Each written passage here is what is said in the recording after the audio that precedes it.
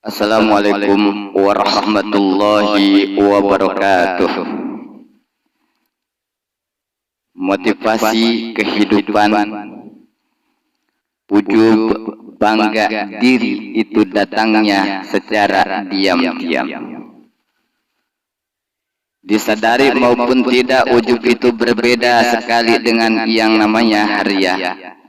Kita sholat diam-diam, tiada yang tahu, kita pun tidak pernah berbicara pada orang lain dengan harapan agar terhindar dari sifat ria. Semata-mata yang kita lakukan beribadah hanya karena Allah dan bukan karena ingin dipuji oleh orang lain. Saudaraku, janganlah kau berpuas diri dulu karena setan terus berusaha untuk menggelincirkanmu ke dalam pemikiran itu. Tiba-tiba dalam hatimu, dalam benakmu berkata-kata muncul karena muncul rasa bangga terhadap dirimu.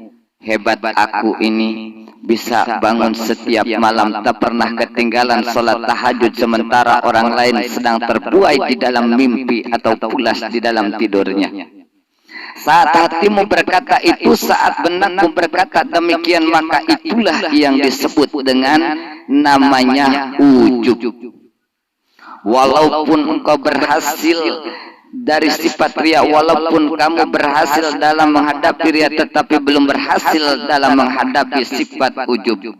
Apa itu yang disebut dengan ujub? Ujub adalah perasaan kagum dan bangga pada diri sendiri. Dan rasa ujub ini bisa datang dalam berbagai bentuk. Saudaraku rahimakumullah, orang yang rajin ibadahnya kagum dengan ibadahnya, orang yang berilmu kagum dengan ilmunya, orang cantik, orang ganteng kagum dengan kecantikan dan kegantengannya, orang yang mengelola majlis taklim kagum dengan jamaahnya, ia merasa mampu menghadirkan ustadz-ustadzah sebagai pematerinya. Orang yang dermawan kagum dengan kedermawanannya, orang yang berdakwah kagum dengan dakwah dan kecerdasannya sendiri.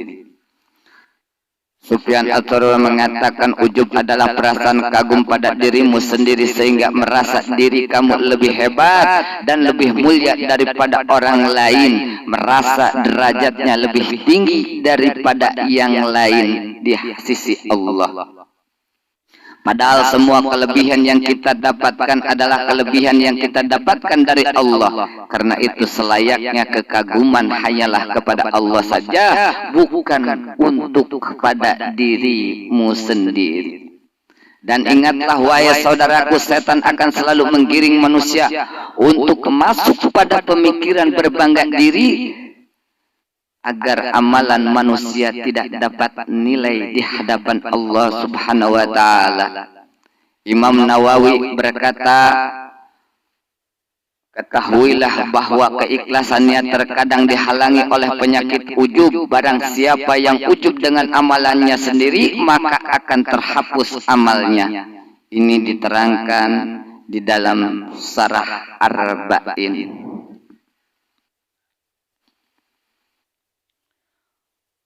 Maka saudaraku, jauhilah sifat berbangga diri. Jadilah amalan kita 100% hanya untuk Allah semata-mata. Utuh dan totallah diri lahir baik batin untuk berislah, berserah diri kepada Allah Subhanahu wa taala. Lalu bagaimana cara mengurangi sifat ujub tersebut?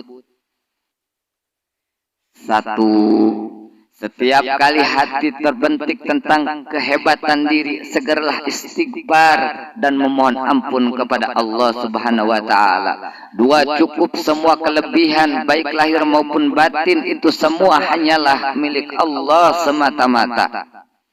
Tiga, berdoalah dan memohonlah kepada Allah agar hati kita bisa beribadah, berislah, berserah diri dengan tulus dan ikhlas.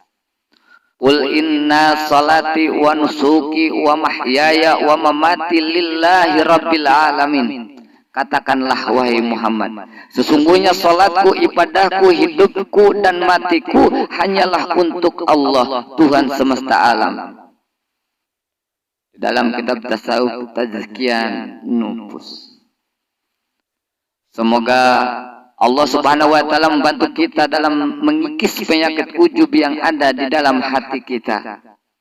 Maka sering saya katakan, andai kalian tahu betapa beratnya perjuangan seorang pendosa mencari jalan untuk kembali, saya katakan kepada mereka, akhirnya surga akan ditempati oleh para ahli pendosa yang khawatir akan dosa-dosanya dan bertaubat, ketimbang orang yang sok suci yang sombong dengan amalannya.